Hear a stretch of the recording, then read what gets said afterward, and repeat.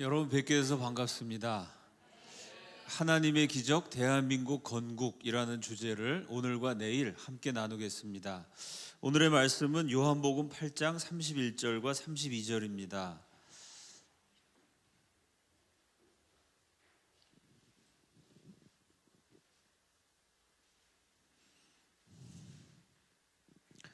요한복음 8장 31절과 32절 말씀입니다. 우리 성경 있으신 분들은 성경을 보시고요. 또 화면에 성경 구절이 나와 있습니다. 화면을 보셔도 됩니다. 우리 한 목소리로 다 함께 읽겠습니다. 시작. 그러므로 예수께서 자기를 믿은 유대인들에게 이르시되 너희가 내 말에 거하면 참으로 내 제자가 되고 진리를 알지니 진리가 너희를 자유롭게 하리라. 아멘. 전 세계에서 자기 나라 건국 역사를 제대로 가르치지 않는 유일한 한 나라가 안타깝게도 대한민국입니다. 한국 땅에서 태어나서 한국인으로 살면서도 도대체 우리의 조국이 어떠한 과정과 경로를 거쳐 탄생했는지 대부분의 국민들이 모르십니다. 먼저 건국의 중요한 장면을 함께 나누고 싶습니다. 우리 PPT 준비가 됐죠? 띄워주시기 바랍니다. 여러분 보시는 이 한 장의 낡고 오래된 사진은 5,000년 우리 역사의 획을 그은 중요한 순간을 포착하고 있습니다. 5,000년 동안 이 나라는 군주주의였습니다. 나라는 당연히 왕이 다스리는 것이죠. 그런데 이 사진이 포착하는 그 순간 우리 역사상 처음으로 자유민주주의 시대가 개막됩니다. 민주주의란 건 뭘까요? 제일 중요하고 기본적인 특징은 국민이 투표를 해서 지도자를 선출하는 것이죠. 1948년 5월 10일 우리 역사상 최초의 자유민주주의 총선거에 의해 198명의 건국 지도자들을 선출합니다. 그분들이 모여 신생국가 대한민국의 근본을 이루는 헌법을 만들죠. 그래서 이 사진에 헌법을 제정한 국회라는 뜻으로 제헌국회라는 제목이 붙어 있습니다. 1948년 5월 31일 제헌국회가 열리던 그날 사진에 단상에 서신 분이 초대 국회의장 이승만 박사입니다. 이승만 국회의장의 이날의 연설이요, 대한민국 국회 속기록 1권 1페이지 첫 번째 줄에 그대로 적혀서 지금도 보존되어 있습니다. 대한민국 정부에서 발행하는 신문 관보 1호의 1면의 첫 번째 기사로 역시 이날의 역사적인 연설이 그대로 수록되어 보존되어 있죠. 이승만 국회의장이 이렇게 연설을 합니다. 반만년 길고 유구한 우리 역사에 처음으로 민주주의 시대를 개막하고 국회를 열게 된 것은 사람의 힘과 사람의 능력으로 이루어진 일이 아니고 한민족을 사랑하사 대한민국을 탄생케 하신 살아계신 하나님의 은혜와 하나님의 도우심으로 이루어진 일입니다. 여러분, 이 얘기가요, 어느 목사님 설교집에 나오는 얘기가 아닙니다. 대한민국이라는 국가의 공식적인 역사 기록의 첫 페이지, 지금도 여의도에 있는 국회의사당에 가면 확인할 수 있습니다. 국회 속기록 1권 1페이지 첫 번째 줄에 문서 기록 보존소에 가보면 지금도 확인할 수 있는 대한민국 관보 1호의 1면의 첫 번째 기사로 저와 여러분이 믿는 성경의 하나님에 대한 기록이 그대로 적혀 있습니다. 이승만 국회의장이 연설을 계속하죠. 이운영 의원 앞으로 나오시오. 종로구에서 당선된 국회의원 이운영 씨를 단위로 불렀어요. 이운영 국회의원은 원래 목사님이셨습니다. 북한에서 목회를 하셨는데 공산당들에게 다 뺏기시고 남한으로 탈출하셨죠. 그분이 서울에 내려와서 세우신 교회가 지금도 강남구 신반포동에 있습니다. 남산감리교회. 교회 세우신 목사님이 정치 1번지 종로구 국회의원 선거에 출마하셔서 당선이 되셨습니다. 국회의원 겸 목사님을 단위에 모셨어요. 새로 시작될 대한민국을 위해서, 오늘 열리는 국회를 위해서 기도해 주십시오. 대표 기도를 부탁하죠. 목사님들이 마이크를 잡으면 길어지는 수가 있습니다. 저도 오늘 되게 길게 할지도 몰라요. 이운영 목사님이 마이크를 잡으시더니 길어지셨어요. 얼마나 길어지셨냐면 대표 기도를 부탁받으셨는데 설교만큼 하셨습니다. 무려 30분을 하셨어요. 여러분 생각해 봅시다. 이 나라가 세워질 때 전 국민 가운데 기독교인은 1%, 99%가 예수 안 믿는 비기독교 국가였습니다. 그런데 고작 1%가 예수 믿는 나라에서 건국을 하는, 새로 나라를 세우는 역사적이고 중요한 순간에 고작 1%가 믿는 소수파 종교의 지도자 목사가 올라가서 30분씩이나 대표 기도를 했습니다. 그 자리에 모인 국회의원들이 열받았겠죠. 항의를 했겠죠. 아니 지금 나라를 세우자는 거지 무슨 교회 개척을 합니까? 우리 국민 가운데 기독교인 1%밖에 없는데 왜 목사가 올라가서 30분씩이나 대표 기도를 해요? 누군가 언성을 높이면서 따졌을 것 같습니다. 그런데 희한한 일은 그 자리에 모인 198명 이 나라 건국의 아버지 어머니들 가운데 항의를 한 사람은 단 한 명도 없었어요. 모두가 자리에서 일어납니다. 이운영 목사님의 기도에 아멘 아멘 아멘으로 화답했어요. 어떻게 이런 신기한 일이 가능했을까요? 전 국민 가운데 기독교인이 1%였지만 대한민국 건국의 지도자들은 대부분 기독교인이었습니다. 1%의 기독교인이 기독교 신앙을 건국 이념으로 삼아서 전 국민을 이끌어가며 기독교 정신으로 세운 나라, 바로 대한민국입니다. 그 다음 장면이요. 자, 1948년 8월 15일 대한민국의 건국이 선포되는 날, 이승만 대통령이 취임 연설하는 장면입니다. 대통령 취임식하는 모습을 방송에서 보셨을 겁니다. 정권이 바뀌고 사람이 달라져도 취임 선서하는 내용은 거의 똑같습니다. 헌법을 펼쳐놓죠. 민주주의 국가의 헌법이 최고니까요. 당선자가 헌법에 손을 얹습니다. 그리고 이렇게 맹세하죠. 나 아무개는 헌법을 수호하고 대통령의 책무에 충실할 것을 다짐합니다. 똑같은 내용인데 이 나라가 세워지던 그 순간 건국 대통령의 선서는 달랐어요. 헌법을 펼쳐놨습니다. 그 헌법 위에 책을 올려놨어요. 전 세계가 지켜보는 가운데 대한민국이 건국되던 그날 헌법 위에 올려놓여진 책, 하필이면 새 책이 아니고 다 떨어진 낡은 헌책이었습니다. 50년 세월 동안 하루도 빼놓지 않고 읽었던 책, 독립투사 이승만의 오랜 기도와 눈물이 배어있는 성경책이었어요. 때로는 그 성경을 읽으면서 하나님, 우리는 언제나 나라를 되찾을 수 있을까요? 통곡을 하기도 했던 책, 본인이 늘 읽던 50년째 읽었던 그 성경책을 헌법 위에 올려놨습니다. 그 성경 위에 손을 얹죠. 이렇게 맹세합니다. 나 이승만은 헌법을 수호하고 대통령의 책무에 충실할 것을 3천만 동포 앞에서 다짐합니다 라고 얘기했는데 그 앞에 또렷이 들을 수 있는 목소리, 살아계신 하나님과 3천만 동포 앞에서 맹세합니다.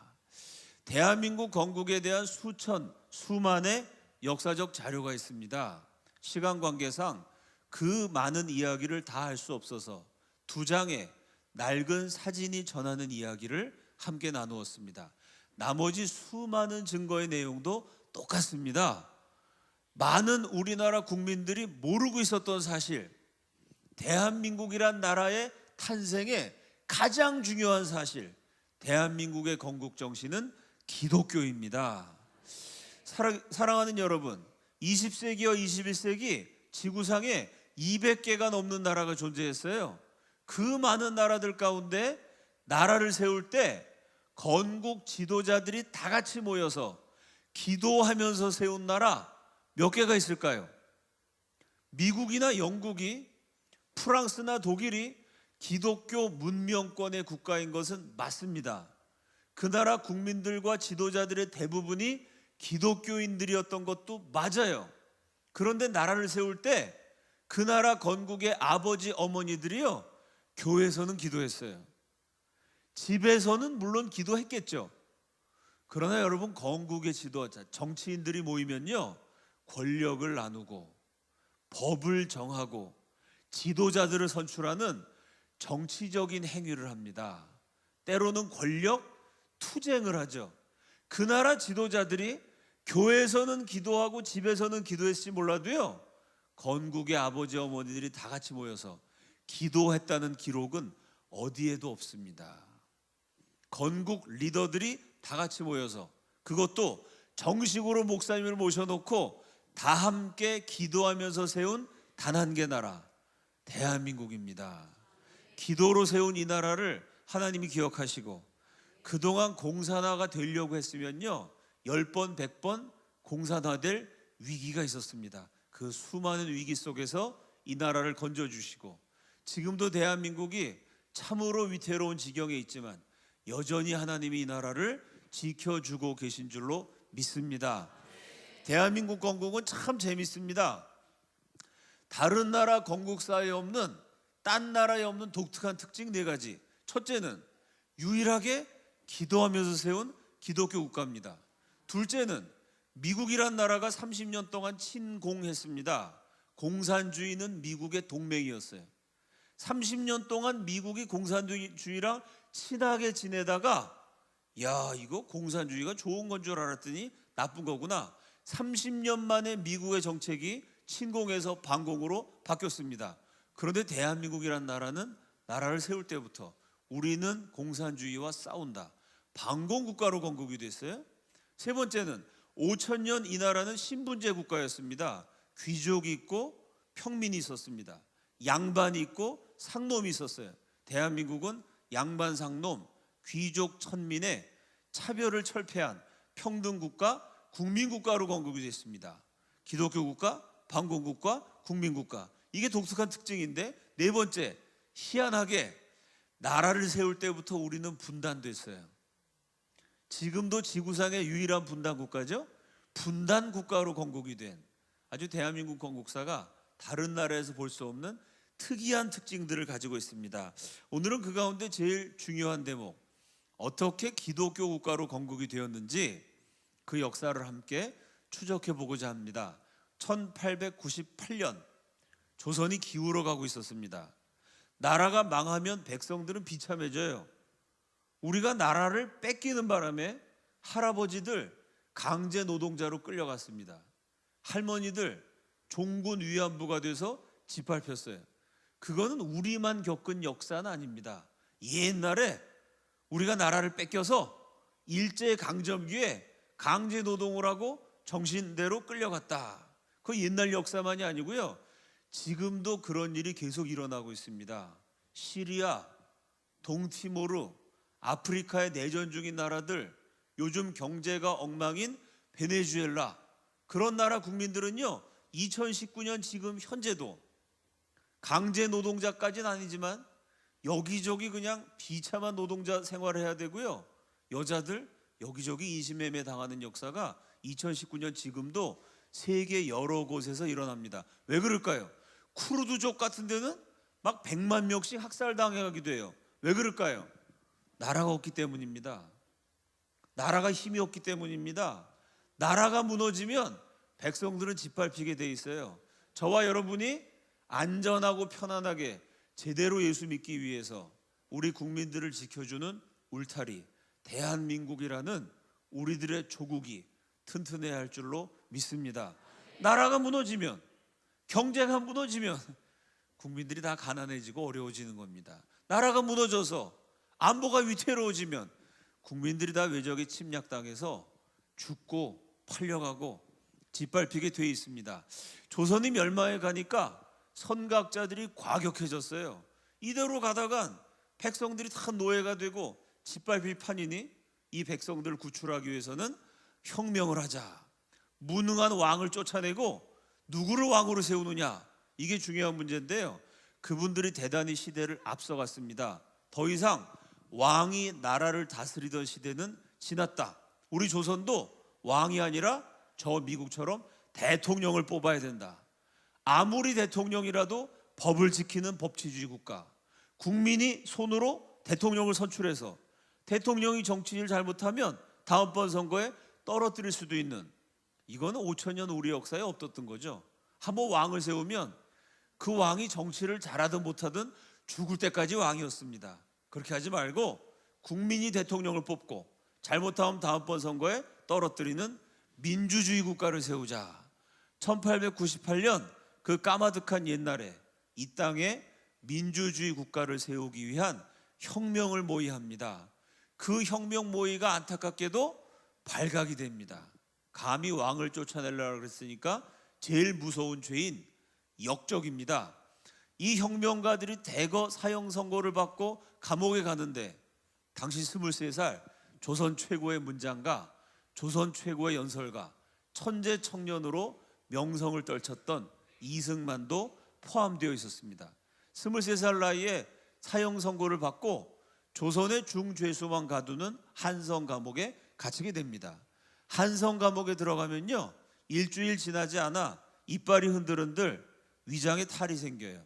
왜냐하면 죄수한테 밥을 주는데 애초에 밥을 지을 때부터 쌀 반, 모래 반, 모래, 나무 껍질, 왕겨를 섞어서 줍니다. 모래알을 씹고 나무 껍질을 삼켜야 하니 치아가 손상되고 뱃속에 병이 생기겠죠. 감옥이 어찌나 좁은지요, 죄수 1인당 차지하는 면적이 0.23평, 가로 85cm, 세로 85cm. 가로 세로 85cm의 좁은 면적이면 아무리 날씬한 사람도 다리를 뻗을 수조차 없습니다. 웅크리고 있어야 되는데 그냥 웅크리고 있는 것이 아니라 목에는 무게 10kg의 칼을 씌워요. 손에는 수갑을 채웁니다. 다리는 족쇄로 묶어요. 등어리는 도망을 못 가도록 쇠사슬로 칭칭 동여맵니다. 온몸이 꽁꽁 묶인 채로 하루 종일 웅크리고 있으면 머리끝부터 발끝까지 파리, 모기, 바퀴벌레, 찐득이, 벼룩, 심지어 가끔씩 쥐가 와서 온몸을 물어 뜯어요. 벌레가 깨물면 이걸 잡아야 되는데 온몸이 묶여 있으니까 꼼짝 못 하잖아요. 벌레란 놈들이 어찌나 깨물어서 피를 빨아먹는지요. 김영섭이라는 죄수의 회고록을 보면 이틀만 지나면 피를 빨려온 자리 때문에 하얗던 옷이 빨갛게 변했다, 이런 기록이 있습니다. 밤에는 고문실로 끌고 가요. 청년 이승만 빨개 벗겨가지고 공중에다 까꾸로 매달려요. 까꾸로 매달린 사람 콧구멍에다가 고춧가루 뿌리고 주전자로 물을 들이붓습니다. 쇠붙이를 빨갛게 달궈서 몸을 지져요. 다리 사이에 장대를 넣어서 주리를 트는, 뼈를 으스러뜨리는 고문을 가합니다. 이승만이 붓글씨를 잘 썼어요. 너 명필이라며 손 내밀어봐. 손을 망치로 쳐요. 이때 손가락이 다 부서져가지고 숟가락질 젓가락질 다시 하는 데만 5년이 걸립니다. 손가락이 오므려져야 숟가락을 쥘 수 있는데 이걸 망치로 쳐서 수십 조각을 내놨으니 말을 듣지 않아 밥을 핥아서 먹게 되죠. 감옥에서 나와서 하루도 빼놓지 않고 붓글씨 연습을 해요. 붓을 다시 쥐는 데만 몇 년이 걸렸고 매일 붓글씨 연습을 해서 감옥 가기 전에 서예 실력을 회복하는데 39년이 걸립니다. 1952년 6.25 전쟁이 한창일 때 대통령 이승만의 일기장에 이런 대목이 나와요. 전쟁하느라 얼마나 스트레스를 많이 받았는지 어젯밤 꿈에 한성 감옥에서 고문당하는 꿈을 꾸다가 비명을 지르면서 깨어났다. 고문당한 나이가 만 23세. 그 악몽을 꾸고 비명을 지르다가 깨어난 나이가 만 77세. 54년 기나긴 세월이 지나도록 고문의 악몽에서 헤어나질 못합니다. 사실은 91세로 세상을 떠나기까지 고문 후유증으로 몸에 통증을 느끼지 않은 날이 단 하루도 없었죠. 68년 동안 고문 후유증으로 여기저기가 쑤시고 아프고 결린 평생에 걸친 고통을 겪게 됩니다. 낮에는 벌레한테 물어뜯기고 밤에는 고문실에 끌려가고 밤새도록 두들겨 맞고 고문당하고 피투성이가 되고 망신차이가 된 채로 죽을 날만 기다리고 있었어요. 사형 선고를 받았으니까 사형 집행일이 되면 나와. 사형장에 끌려가서 목을 칼로 쳐서 죽이는 참수형을 기다리고 있는 죄수였습니다. 더 이상 내려갈 데가 없는 밑바닥까지 추락했을 때 이 사형수 이승만의 기억에 배제학당에서 만난 선생님들이 떠올랐어요. 아펜젤러 선교사가 세운 배제학당 수석 졸업생이었습니다. 이 선교사들이요, 이승만을 전도하려고 애를 많이 썼습니다. 그때마다 이승만이 거절해요. 왜 그렇게 기독교를 거절했냐면 기독교는 미국 종교 아닙니까? 조선 사람이 조선 종교를 믿어야지 왜 서양 백인들 미국 종교를 믿나요? 나는 아버지의 종교 유교, 어머니의 종교 불교, 조선 사람 조선 종교 믿겠습니다. 이러고 고집을 부려요. 하도 고집 부리니까 선교사님들이 타일렀어요. 자네가 인생 살다 보면 정말 힘든 순간이 올 걸세. 사람의 힘으로 이겨내기 어려운 고난의 순간에 성경을 소개해 줬어요. 이 성경을 읽게. 하나님 말씀을 읽으면 마음에 평안이 생기고 하나님 말씀을 읽으면 하나님이 인도해 주실 거네. 네가 지금 젊으니까 큰 소리 치지만 인생이 만만치 않다. 살다 보면 힘든 순간이 올 건데 네가 지금 정 그렇게 기독교가 미국 종교라고 안 믿겠다면 성경이라도 꼭 읽어라. 아펜젤로 선교사가 이승만을 아주 사랑해가지고 그렇게 타일렀어요. 막상 사형 선고받아 죽을 지경이 되니까 그 말이 떠오릅니다. 성경을 읽으면 마음은 편해진다 그랬지. 그 이승만이 기독교 믿을 생각 없었는데 맨날 두들겨 맞고 고문당하고 조금 있으면 목이 잘려 죽고 내 옆에 있는 친구들 한 명씩 끌려나가서 목을 치는 그걸 맨날 봐야 되니까 얼마나 마음이 힘들었겠어요. 마음의 위로를 찾고자 감옥에서 성경을 읽기 시작합니다. 온몸이 묶여있던 데다가 감옥이 너무 좁아갖고요, 성경 읽을래도 성경 펼칠 빈자리가 없었대요. 겨우겨우 찾아낸 자리가 옆구리와 엉덩이가 만나는 지점, 요 옆에 한 뼘만큼 빈 구석이 있어서 여기다가 성경을 펼쳐요. 목에 칼을 쓰고 있으니까 잘 안 보이잖아요. 고개를 이렇게 숙여가지고 겨우겨우 성경을 한 장 읽습니다. 한 장을 다 읽으면 그 다음 장을 읽어야죠. 성경을 넘겨야 되는데 손이 묶여 있어요. 넘길 수가 없어서 옆에 있는 죄수한테 부탁합니다. 넘겨주세요. 옆에 있는 죄수가 넘겨주면 다음 장을 읽을 수 있는데요, 잘 안 넘겨줬대요. 왜냐하면 그때 우리나라 기독교인이 없었던 무렵입니다. 기독교가 처음 들어와가지고요, 서양 사람들을 갖다가 양귀, 서양 선교사를 서양 귀신이라고 불렀습니다. 머리가 노랗고 눈이 파라니까 저게 사람 같지 않고 귀신이라고요. 서양 선교사가 지나가면 돌을 막 던지고 몽둥이로 때리고 이러던 시절이에요. 그런데 이 성경은 서양 오랑캐들이 믿는 미신인데 이 성경을 조선 사람이 만지면 서양 귀신이 들어온다. 부정 타고 재수 없어진다고 생각해갖고요, 옆에 있는 죄수가 성경을 넘겨달라 그러니까 아니 이놈이 조선에서 제일 나쁜 죄인 임금님 쫓아내려고 그러는 역적놈에다가 사형수에다가 고문당해서 막 피가 흐르고 고름이 나고 냄새가 나는 이 역적놈 주제에 재수없게 서양 오랑캐들 책을 넘겨달라는 거예요. 이거 만지면 서양 귀신이 나한테 들어올 수 있는데 조선 죄수들이 아주 서양 기독교를 몰랐을 때니까 성경 넘겨달라 그러면 넘겨주진 않고 귀싸대기를 한 대씩 때렸대요. 그럼 귀싸대기 맞고 어떡할까요? 그놈 마음이 편하려면 성경 읽어야죠. 옆 사람이 안 넘겨주는 바람에 성경 한 페이지를 읽고 또 읽어요. 그러다가 옆에 조금 마음 착한 사람이 오면 그 사람 한 장 넘겨주면 그 다음 장을 읽고 또 읽어요. 이렇게 성경 한 장을 하루에 종일 몇백 복씩 읽게 되면 자연스럽게 성경을 외우게 됩니다. 이승만이 외우려고 외운 건 아닌데 예수를 믿으려고 성경 읽은 것도 아니고 외우려고 성경 읽은 것도 아닌데, 첫째, 마음이라도 좀 편해지고 싶어서 성경을 읽었고, 둘째, 옆 사람이 안 넘겨주는 바람에 똑같은 페이지를 100번, 200번 읽다가 성경을 거의 통째로 외우게 됩니다. 그러다가 셋째, 1899년 1월 추운 겨울날 그냥 옆 사람이 안 넘겨주는 바람에 성경 한 장을 읽고 또 읽다가 그 성경 속에서 살아계신 하나님을 만납니다. 1899년 1월 겨울에 이승만이 성경을 읽다가 혼자서 기도하면서 기독교인이 돼요. 이게 역사적인 사건. 이승만이 예수를 믿을 때 지금의 남한과 북한을 통틀어서 우리나라의 개신교인, 우리 프로테스탄트를 개신교라 그러죠. 성당, 천주교 말고 개신교인이 딱 40명이었습니다. 요 40명 개신교인은 누구냐면 사람 취급 못 받는 아랫것, 상놈, 천민, 그 밑바닥 계층들이었어요. 아랫것, 상놈, 천민 40명이 예수 믿는 나라에서 사람 대접을 받고 글자를 읽고 쓸 줄 아는 양반 가운데는 처음으로 이승만이 기독교인이 됩니다. 이승만이 예수를 믿었을 때 조선이라는 나라 도무지 희망이 없었어요. 길거리에 나가보면 굶어 죽은 사람 시체가 널려 있습니다.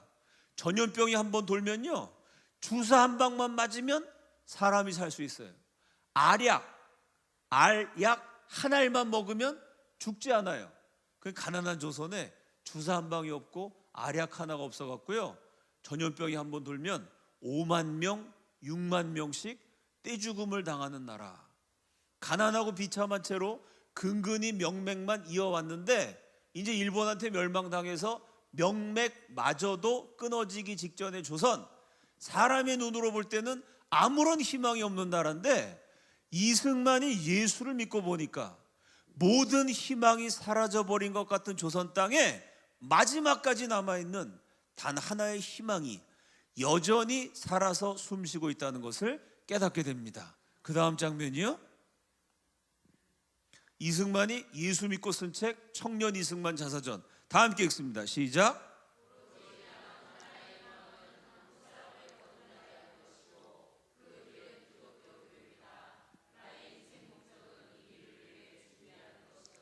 모든 희망이 사라져버린 것 같은 조선 땅에 오로지 남은 하나의 희망, 그게 뭐냐면 한국 사람을 개선시키는 것이고 발전시키는 것이고 향상시키는 것이고가 아닙니다. 저와 여러분이 믿는 복음은요, 사람을 개선, 발전, 향상, 조금 수준을 높여주고 조금 멋지게 꾸며주는 정도가 아니고요, 지옥 갈 수밖에 없는 사람을 영원한 천국에 들어가는 하나님의 자녀로 완전히 거듭나게 하는 구원의 능력인 줄로 믿습니다. 한국 사람 조금 뜯어 고치는 것 갖고 안 된다는 겁니다. 한국이 살아갈 수 있는 하나의 희망, 오로지 남은 하나의 희망이 뭐냐면 한국 사람이 예수 믿고 성령 받아 거듭나는 것이다. 하나님을 섬기는 나라가 되는 것이다. 한국인의 가슴에 예수 그리스도를 심어주는 것이다. 한국인들의 마음에 성경을 가르치는 것이다. 한국 사람이 예수 믿고 거듭나는 것, 그것만이 이 나라와 민족이 살아갈 수 있는 유일한 희망이라는 것을 1899년 1월 추운 겨울날 23살 된 사형 집행을 기다리고 있는 사형수 이승만이 한성 감옥에서 깨달았습니다. 그리고 이렇게 썼어요. 그 길은 기독교 교육이다. 요 한 줄의 무게가 천금. 요 말이 왜 중요하냐면요, 요 전 한 장 더 넘어갔습니다. PPT 요 전 겁니다. 그 길은 기독교 교육이다. 이 말이 왜 중요하냐면요, 이 당시에 우리 민족을 정말 사랑했던 선각자들, 대한제국 구한말의 지도자들의 말과 글을 보면요, 저 일본은 깨끗한데 조선 사람 더럽다, 미국 사람 정직한데 조선 사람 거짓말 잘한다, 저 선진국 백성들은 다 우수하고 월등하고 수준이 높은데 조선 사람 열등하고 못났고 찌질하다, 이런 못난 민족 가지고는 제대로 된 나라가 될 수 없으니 민족 개조론, 이 못나고 더럽고 찌질하고 열등한 조선의 민족성을 개조, 확 뜯어 고쳐야 한다. 민족 개조론이 우리 민족 지도자들 사이에 유행이었고 대세였습니다. 연세대학교 오영섭 교수의 논문을 보면 이승만의 인생 역정은 끊임없는 문서 생산 과정이었다, 이런 말이 나와요. 끊임없이 문서를 생산해서 끊임없이 글을 써서 이승만 한 사람이 남긴 1차 자료가 32,000점. 같은 시대를 살아간 남한과 북한의 주요 지도자들, 이승만을 제외한 나머지 모든 지도자들이 쓴 글을 다 합쳐도 이승만 한 사람이 쓴 거 5분지 1, 10분지 1도 안 됩니다. 그런데 그 32,000점의 방대한 문헌 가운데 조선 사람 못났다, 이렇게 찌질하니까 나라가 망했지 라는 내용은 단 한마디도 없어요. 그 32,000점의 방대한 문헌이 조선 사람 누구보다 우수하다. 비록 지금은 멸망하는 식민지지만 얼마든지 근사한 나라를 세울 수 있는 저력을 가진 백성이다. 심지어 장차 조선이 세계 1등도 할 수 있다. 말도 안 되는 소리입니다. 5,000년 동안 가난한 약소국이었어요. 맨날 침략당했습니다. 굶어 죽는 사람 시체가 널려 있어요. 결국은 일본한테 나라 뺏겨서 망했잖아요. 아니, 국민들이 이렇게 우수한데 왜 5,000년 동안 약소국이었을까요? 백성들이 그렇게 저력이 있는데 왜 나라가 멸망했을까요? 이승만 조선 사람 우수하다 그랬는데, 아니 그 우수한 사람들이 모여서 강대국을 만들어야지, 우수한 백성들이 만든 나라가 멸망했다. 논리적으로 말이 안 되잖아요. 이승만의 대답, 그건 민족성의 문제가 아니라 교육의 문제라는 거예요. 5,000년 동안 이 나라가 무슨 교육했을까요? 부엌에 들어가면 부엌 귀신, 화장실에 들어가면 뒷광 귀신, 지붕에 올라가면 지붕 귀신, 요 조그만 달걀 안에는 달걀 귀신, 처녀가 물에 빠지면 처녀 귀신, 총각이 빠지면 총각 귀신. 지금 기독교가 들어와갖고 많이 없어졌지만 대전에도 귀신 섬기고 우상 섬기는 사람이 얼마나 많은지 모릅니다. 지금부터 100년 전에는요, 귀신 천지였던 나라였어요. 5,000년 동안 하나님 모르고 우상 숭배, 귀신 숭배하다가 영적으로 죽어버렸어요. 하나님이 이 민족에게 위대한 저력과 우수한 가능성을 주셨는데 하나님을 모르고 우상 숭배, 귀신 숭배하다가 영적으로 눌려서 저력을 발휘할 수 없었다는 거예요. 그래서 이승만의 대답은 뭐냐면, 그 길은 기독교 교육이다. 한국인들에게 기독교를 가르치면, 성경을 가르치면, 하나님의 말씀을 가르치면 한국인들이 예수 믿어 거듭나서 성령 받아 하나님께 예배하는 민족이 되면 이 멸망하는 식민지 조선은 부강한 대한민국으로 찬란하게 부활할 수 있다. 교육이 잘못돼서 그렇지 민족이 열등한 게 아니라는 거예요. 사실은 우수한 민족인데 우상 숭배, 귀신 숭배하다가 망해버렸기 때문에 우상과 귀신을 버리고 하나님께로 돌아오면 이 우수한 저력이 발휘돼서 세계 1등도 할 수 있다. 실제로 지금 대한민국이 세계 1등 하는 거 맞습니다.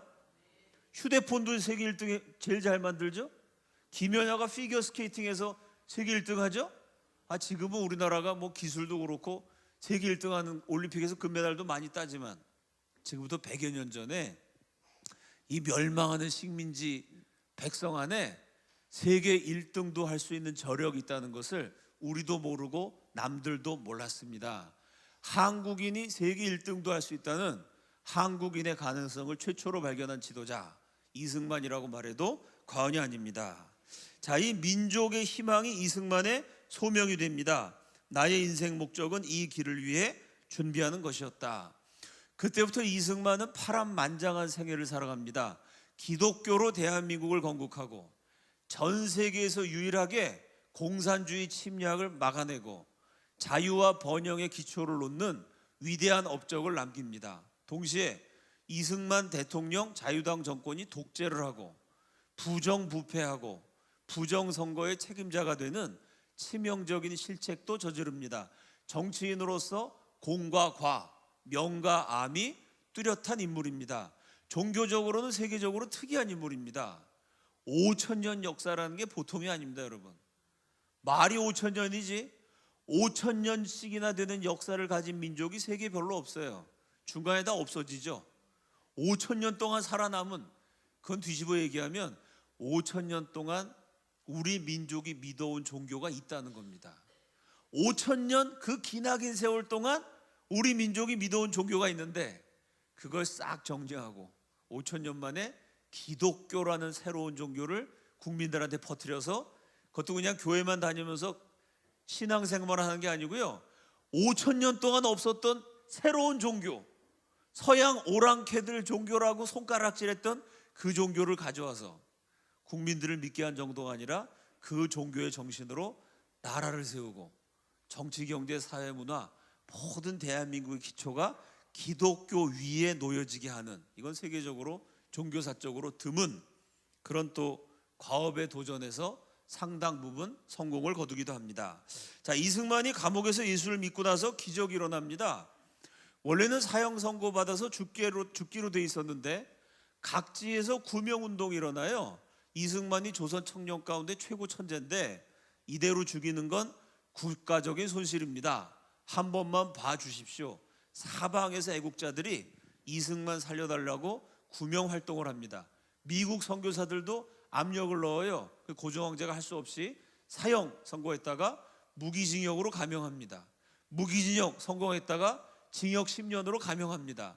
결국 죽으러 들어갔다가 5년 7개월 만에 기적적으로 감옥에서 살아서 나오게 됩니다. 그 후로 독립운동과 건국의 지도자로 활약을 하죠. 감옥에서 만났던 예수 그리스도, 감옥에서 갖게 된 생각, 기독교로 나라 세우면 기가 막히게 잘 된다. 감옥에서 나온 다음에도 그 생각을 계속해서 발전시키게 됩니다. 그 다음 장면이요. 자, 이 책은 일본이 독립운동의 본거지였던 한국교회를 얼마나 잔인하게 박해했는지를 그대로 쓴 한국교회사의 명저, 한국교회 핍박이라는 책.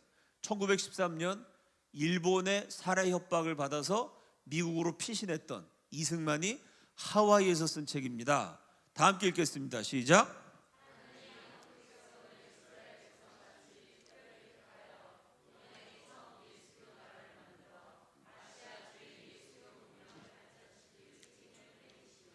자, 여기서 이승만이 특이한 주장을 해요.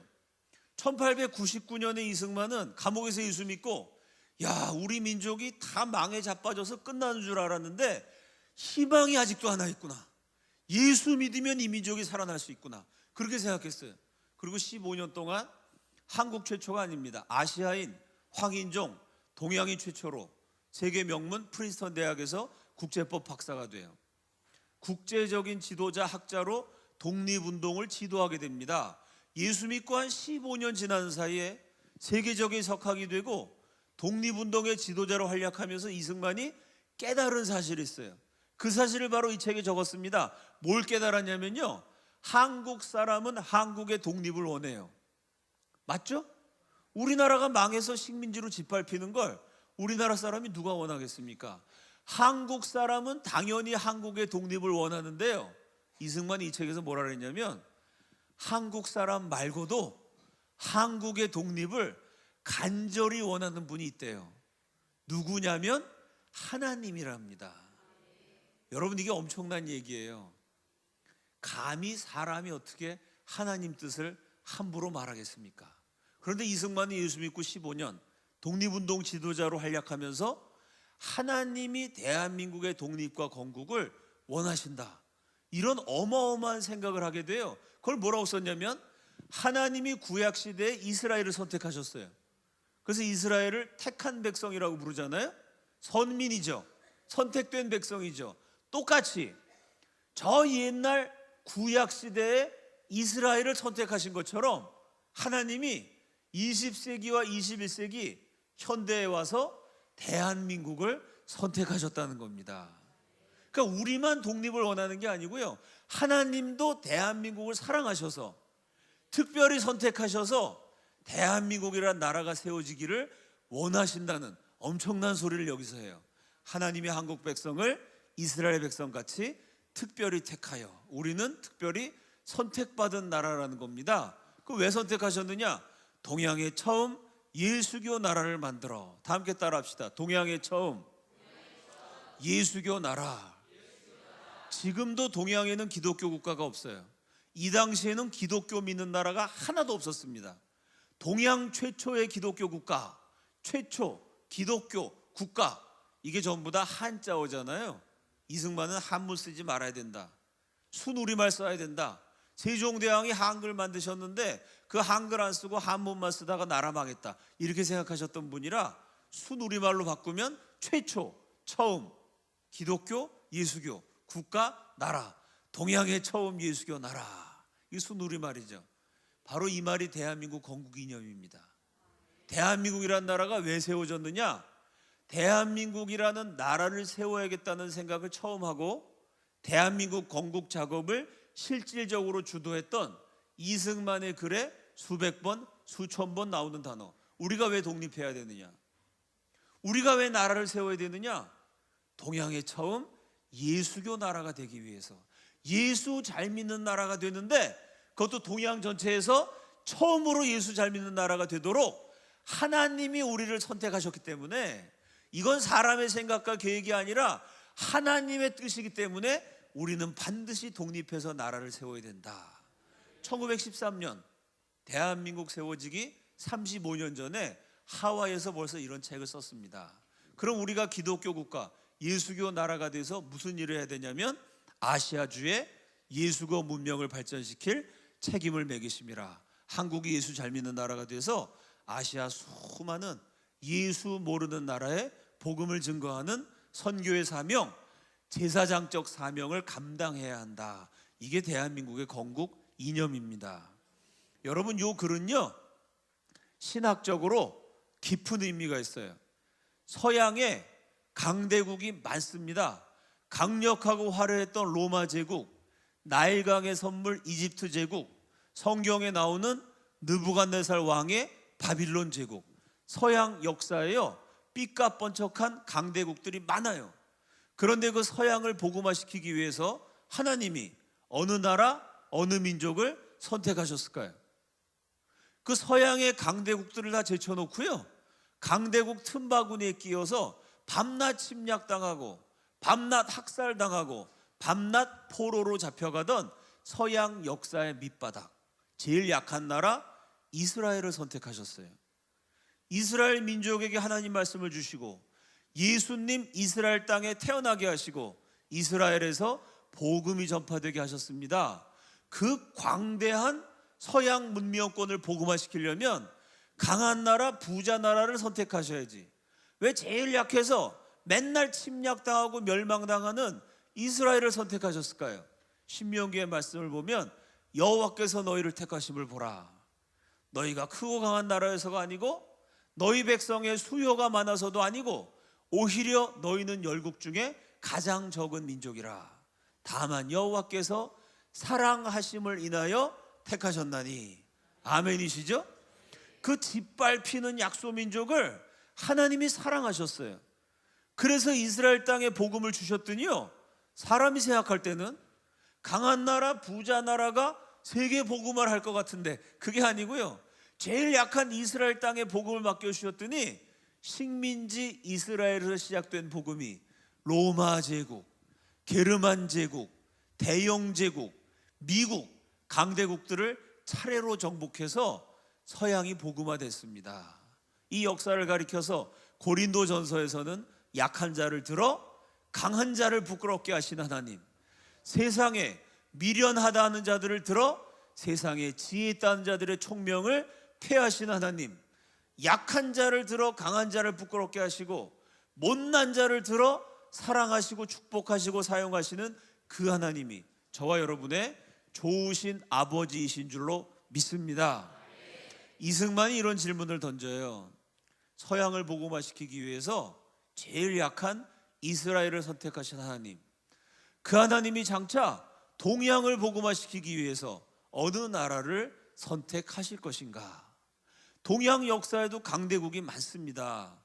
철학과 종교의 발상지 인도, 온 세계의 중심에 있는 화려한 나라 중화, 중국, 강력하고 잔인한 군대를 거느린 일본, 동양에도 강대국이 많은데요 그 동양을 복음화시키기 위해서 하나님이 강대국들을 다 제쳐놓고요 강대국 틈바구니에 끼어서 5,000년간 997번 침략당했던 나라, 밤낮 침략당하고 밤낮 학살당하고 민족이 생존하기 위해서 북방 오랑캐, 남방 왜구, 지금의 중국, 일본, 러시아에게 끊임없이 무언가를 바쳐야만 했던 민족.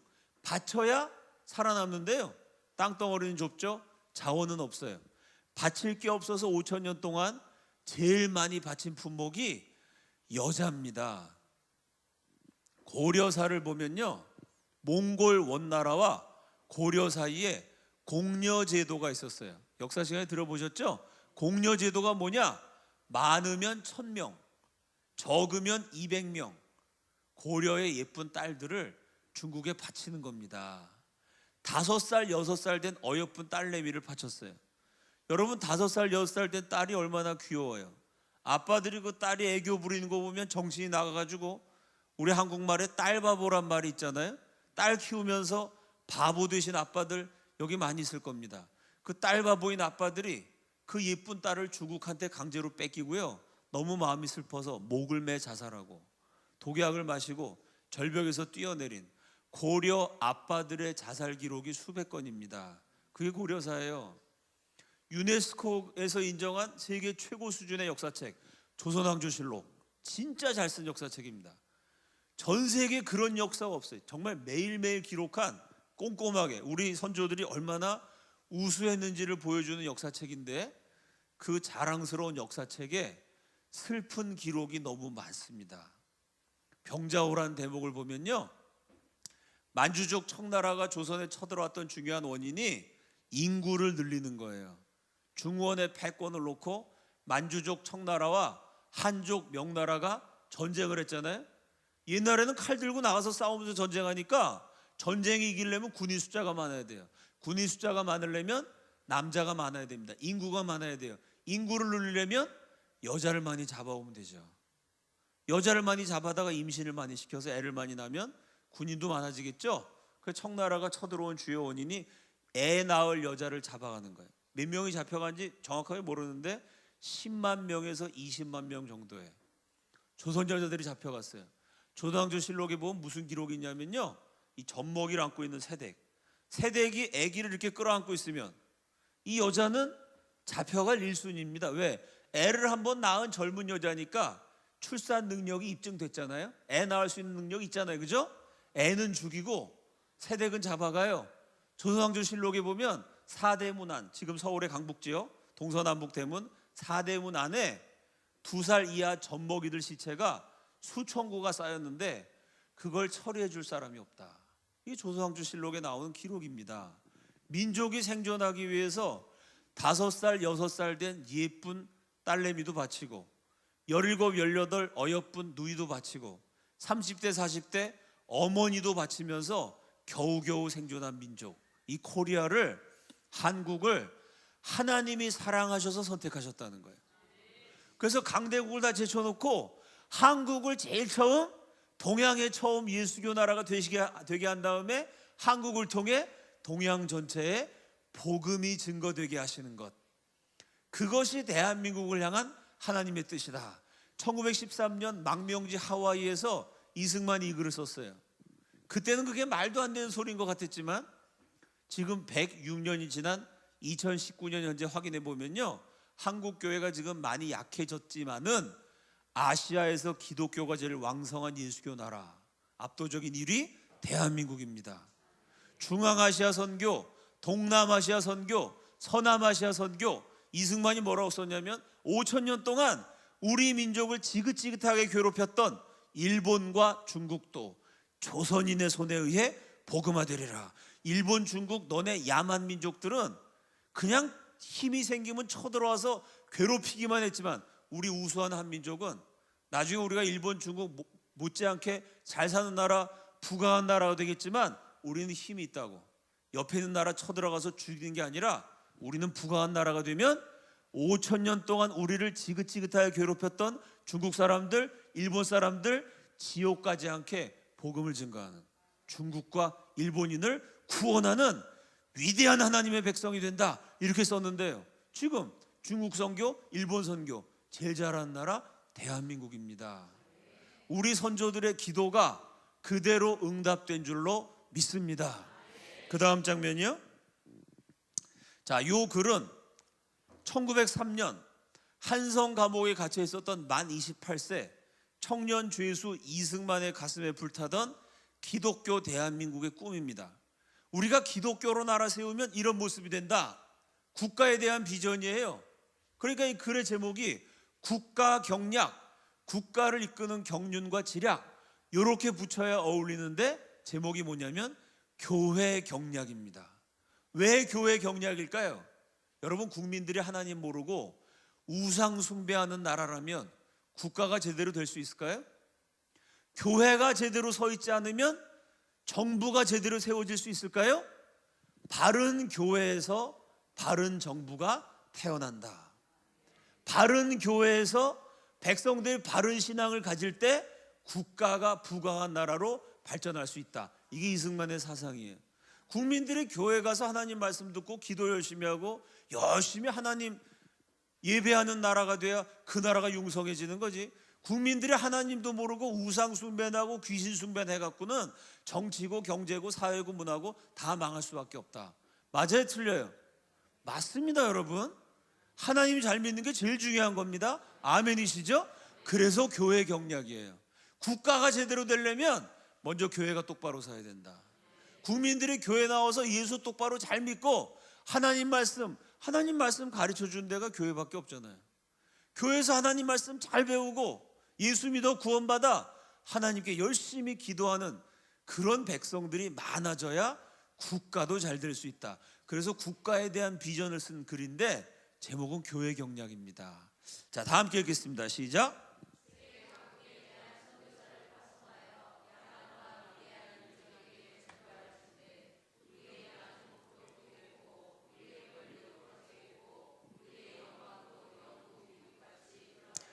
자, 이승만이 두 가지 예언을 합니다. 우리나라 어떻게 될 거냐? 기독교로 나라를 세우면 첫째, 세계 각국의 대한선교사, 이때는 대한제국이었어요. 지금 대한민국이죠. 대한민국 선교사가 전 세계에 파송되는 선교의 대국이 된다. 1903년에 이승만이 이 글을 쓸 때는요, 우리나라 교회가 강원도에 하나, 경상도에 하나, 평안도에 두 개, 나라 전체에 교회가 몇 개 없을 때입니다. 기독교의 불모지, 복음을 모르는 나라였는데요, 이승만이 말도 안 되는, 그 당시 기준으로 보면 미친 소리를 했어요. 교회가 없는 나라인데 뭐라고 얘기했냐면 전국 방방곡곡에 교회가 세워지는 것은 당연, 우리 국민들이 예수를 많이 믿어가지고 전 세계에 대한민국 선교사가 파송돼서 야만과 미개한 인종에게까지 전도하는 선교의 대국이 된다. 이게 1903년 당시에는 말도 안 되는 미친 소리였지만 2019년 현재 확인해 보면 인구 비례당 전 세계에서 선교사를 제일 많이 파송한 압도적인 1위의 선교 대국이 대한민국입니다. 이 말 그대로 됐어요. 이렇게 하나님 일을 열심히 하면 하나님이 이 나라를 축복하신대요. 그걸 뭐라고 썼냐면 우리의 나중복도 크겠고, 다 함께 따라합시다. 나중복.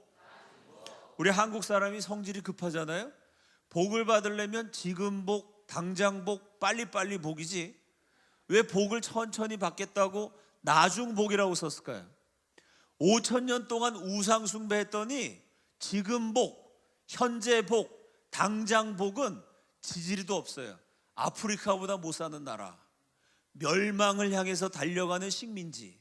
이때 조선이 얼마나 비참했냐면 1,500만 명이 넘는 우리 민족 평균 수명이 32세였습니다. 아기가 10명 태어나면요 5명, 6명이 2살 되기 전에 죽어요. 먹을 게 없어서 죽고, 병원이 없어서 죽고, 제대로 보살핌을 받지 못해서 죽고, 유아 사망률이 50%, 60%가 넘으니까 살아남은 사람들이 오래 살아봤자 1,500만이나 되는 어마어마한 한 민족이요 평균 32살밖에 못 사는, 이건 불쌍한 정도가 아니라 비참한 겁니다. 우상 숭배 5,000년 했더니, 하나님을 모르는 역사 5,000년 이었더니 평균 수명 32세, 비참한 나라가 됐어요. 그런데 우리가 정신 차리고 예수 믿으면 우리 후손들은 부강한 나라에서 나중복을 크게 받을 것이다. 그래서 나중복입니다. 여러분, 대한민국이 나중복을 받았을까요? 요즘 역사 교육이 엉망진창이라 젊은 학생들이 헬조선이라 그러죠. 헬, 우리나라가 지옥이랍니다. 이 나라가 저주받은 나라인 줄 알아요. 천만의 말씀. 지금 대한민국 정치 경제 모든 것이 좀 어순하고 교회도 약해지고 있지만 지금 우리나라가 아주 나빠지고 약해져도요, 20세기뿐만 아니라 인류 역사상 최고로 축복을 많이 받은 나라라는 사실은 아직도 변하지 않았어요. 대한민국이 축복받은 증거가 수도 없이 많은데 제일 대표적인 거, 첫째, 20세기 기독교 성장률 1위. 예수 믿어 구원받는 제일 중요한 축복을 제일 많이 받은 나라입니다. 둘째, 20세기뿐만 아니고요, 인류 역사 7,000년, 인간에게 역사라는 것이 기록된 이래, 뭐 7,000년이라고 그러고 어떤 학자는 역사가 9,000년이라고 그러는데 7,000년이든 9,000년이든 3만 년이든 30만 년이든 사람이 살아간 이래요, 경제적인 축복, 물질적 축복, 돈 많이 버는 축복을 제일 많이 받은 나라 대한민국입니다. 그 증거가 뭐냐면요, 영국에서 산업혁명이 일어났어요. 영국 경제가 100년 만에 30배 이상 팽창했습니다. 100년이라는 시간이 기나긴 역사 속에서는 짧은 기간이에요. 100년이라는 짧은 기간에 경제가 30배나 폭발적으로 성장했기 때문에 경제 성장이라고 안 하고 산업혁명이라 그래요. 100년 만에 30배 된 게 혁명입니다. 전 세계에서 그렇게 가르쳐요. 대한민국 70년밖에 안 됐어요. 70년 만에 경제가 30배? 택도 없어요. 300배? 한참 모자라요. 3000배? 아직도 안 됩니다. 3만 배 더하기 1000배예요. 70년 만에 경제가 3만 1000배가 됐습니다. 평균 수명이요, 이승만이 이 글을 쓸 때 32세, 이 글 쓰고 불과 110년 만에 평균 수명이 82세가 됐어요. 인터넷 검색해 보세요. 세상에 어느 나라가 70년 만에 경제가 3만 1000배가 되고요, 110년 만에 평균 수명이 3배 가까이 늘어나서 평균 수명만 50년이 늘어난 나라, 아무리 연구해도 여러분 찾을 수 없을 겁니다. 여러분, 70년 만에 경제가 3만 1000배가 되고요, 110년 만에 평균 수명, 나라 전체 평균 수명이 50년 늘어났는데 이걸 사람이 했다고 믿으면 정말 믿음이 대단하신 분입니다. 이게 어디 사람이 할 수 있는 겁니까? 하나님이 내리신 나중 복인 줄로 믿습니다. 이렇게 복을 많이 받아도 한국 사람들 욕심이 많아서 만족을 못해요. 아니, 세상의 평균 수명이 32세에서 82세가 됐으면 불과 100년 만에 평균 수명이 3배 가까이 늘어났으니까 야, 82살까지만 살아도 만족이다, 그래도 엄청난 축복이다, 그렇게 말하시는 분은 저는 본 적이 없습니다. 보험 상품이 나와도 100세 상품이에요. 노래가 나와도 100세 인생입니다. 못 간다고 전해라. 어르신들 사이에서 이런 말이 유행이었어요. 9988-124. 어르신들의 비전이래요. 9988, 99세까지 팔팔하게 사시다가 12, 그래도 돌아가시기 전에 예의상 하루 이틀 알아줘야죠. 하루 이틀 알으셔야 자식들이 모여서 장례 준비하거든요. 12, 하루 이틀 앓고 4, 죽을 사, 3일째에 천국 간다. 그 말이 유행이었는데 그 말이 유행한 다음에 점점 더 건강해지셔갖고요, 그 말이 바뀌었대요. 9988-123, 99세까지 팔팔하게 사시다가 12, 하루 이틀 앓고 3, 3일 만에 부활하사 100살을 채운다. 할렐루야. 100살까지 사시겠다는 거예요. 세상에 어느 나라가 불과 100년 만에 평균 수명 32세, 아프리카보다 가난하고 길거리에 시체가 널려있는 그 끔찍하고 비참한 나라가요, 100세 인생을 노래하고 100세 상품이 나오고 100세를 가지고 농담을 하는 시대가 됐습니다. 우리가 예수만 믿으면 기가 막힌 나라가 돼서, 첫째, 전 세계 선교사를 파송한 나라, 둘째, 나중복을 크게 받는 나라. 우리 선조들의 기도가 그대로 응답된 줄로 믿습니다. 자, 이승만 박사가 대통령으로서는 잘하신 것도 있고 잘못하신 것도 있습니다. 이분의 뛰어난 업적은 방향을 잘 잡았어요. 이분이 실제로 정책하신 걸 보면 잘못하신 것도 많지만 그것보다 더 중요한 건 큰 방향. 이 나라가 살려면 어디로 가야 되느냐? 무슨 정치적인 거 경제 다 중요한데 정치 체제가 어떻고 경제 제도가 어떻고 이게 물론 중요하지만 더 중요한 게 있다. 그게 뭐냐? 종교다. 영적인 문제가 제일 중요하다. 근데 그 영적인 문제는 하나님 믿으면 되고 성경 말씀대로 하면 된다라고 올바른 방향을 정한, 이게 대한민국이 세계에서 가장 인류 역사상 유례가 없는 발전을 이루었던 가장 중요한 원인입니다. 하나님을 믿으면 된다. 하나님께 기도하면 된다. 여러분 개인 가정도 마찬가지 아닙니까? 하나님을 제쳐놓고 돈이 첫째다. 그래갖고 정말 행복해지겠어요? 하나님은 둘째고 우리 아들 좋은 대학 가는 게 제일 중요하다. 그런 가정에서 무슨 인물이 나오겠습니까? 하나님이 첫째가 되셔야 할 줄로 믿습니다. 자, 이렇게 기독교로 나라를 세우면 잘 된다는 방향을 정했고 그 방향으로 함께 달려갈 동지들을 또 모집을 했습니다. 그 다음 장면이요. 놀랍게도 우리 역사가 재밌는 게 대한민국의 건국 이념이 어디서 만들어졌냐면 조선의 역적, 중죄수, 사형수 가둬놓다가 목을 치는 조선의 제일 비참한 밑바닥 한성 감옥에서 기독교로 나라 세우면 된다라는 생각을 이승만이 처음으로 했어요. 역시 그 죄수들 갇혀있는 한성 감옥에서 기독교로 대한민국을 세울 지도자들이 준비가 됐습니다. 그 한성 감옥에 40여 명의 정치범들이 갇혀 있었는데요, 이승만이 제일 처음 예수 믿고 같이 갇혀 있었던 동료 죄수들 40명을 몽땅 다 전도했습니다. 그래서 한성 감옥에서 이승만의 전도를 받은 기독교인들이요, 1902년에 크리스마스에 우리 역사상 처음으로 감옥에서 성탄절 예배를 드렸어요. 미국 선교사님을 초청해다가 예배를 드려서 미국 선교사님들이 한국의 감옥에서 기독교인들이 일어났다 기념사진을 찍어서 미국 선교 잡지 표지에 실린 사진. 요 가운데 키가 큰 청년이 이승만이고요, 옆에 있는 죄수들 제가 이름을 말씀드리면 여러분이 다 아는 분들이에요. 이때 한성 감옥에서 이승만의 전도를 받아 기독교인이 된 40명이요 우리 민족의 역사 운명을 바꿔놓게 돼요. 이때 한성 감옥에서 예수 믿었던 40명에 대한 책이요 지금 시중에 4천 종류가 넘게 나와 있어요. 이게 이상하죠? 아니 어떻게 감옥 간 죄수들이 민족 지도자가 됩니까? 감옥 누가 가요? 살인자, 도둑놈, 사기꾼, 강간범. 아니 살인자가 어떻게 아무리 예수 믿었다고 살인자가 민족 지도자가 되는 건 쉽지 않겠죠?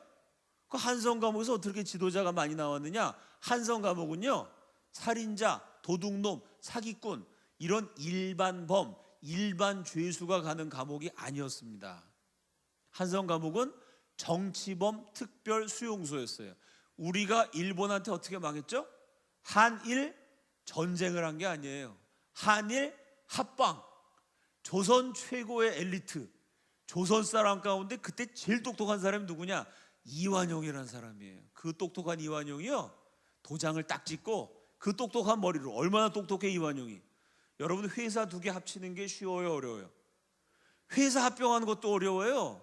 이건 회사가 아니라 나라 두 개를 합치는 거를요 총 한 방 안 쏘고 해낸 인물이 이완용이. 그렇게 똑똑한 사람이.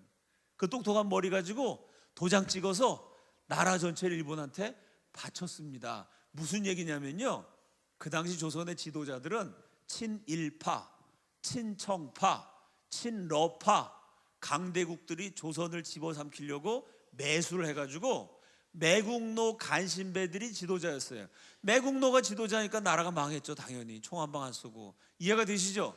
그러면 그 매국노 간신들과 맞서서 조선의 독립을 위해 투쟁했던 애국 지도자들은 어떻게 됐을까요? 정치범이 돼서 감옥에 갇혔습니다. 이승만이 대표적인 사람이죠. 도둑질해서 감옥 간 게 아니고요, 나라 지키기 위해서 혁명을 모의하다가 사형 선고를 받고 감옥에 갔어요.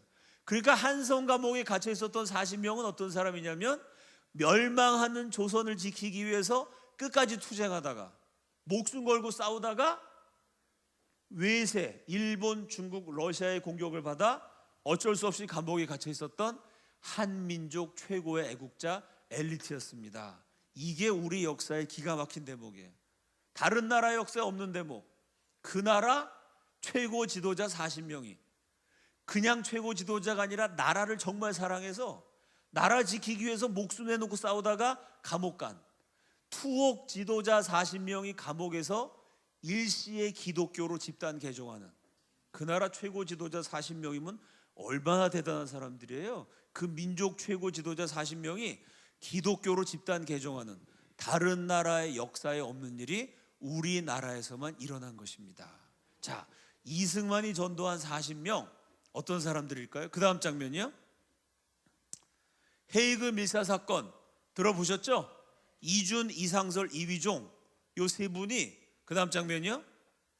네덜란드 헤이그에서 열리는 만국 평화회담에 참석해서요, 일본의 침략, 을사늑약의 부당성을 폭로하려고 그랬어요. 일본의 방해로 회담 참석을 못하고 이준 열사가 헤이그에서 돌아가셨습니다. 여러분 보시는 것처럼 이준 열사를 기리는 이준 피스 뮤지엄이 네덜란드 헤이그에 지금도 있어요. 헤이그 밀사 사건, 이준 열사 다 들어보셨죠? 요 이준 열사가 누구냐면 이승만 옆에서 깜빵살이 하다가, 왜 깜빵 갔냐면요, 이준 열사는 우리 민족 최초의 검사였어요. 근데 이분이 재판을 해보니까 조선에 와 있는 일본 놈들이 온갖 범죄를 저질러도요, 일본 사람은 전부 무죄야.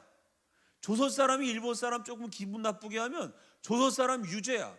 이럴 수가 있냐? 이 나라가 일본이냐 조선이냐?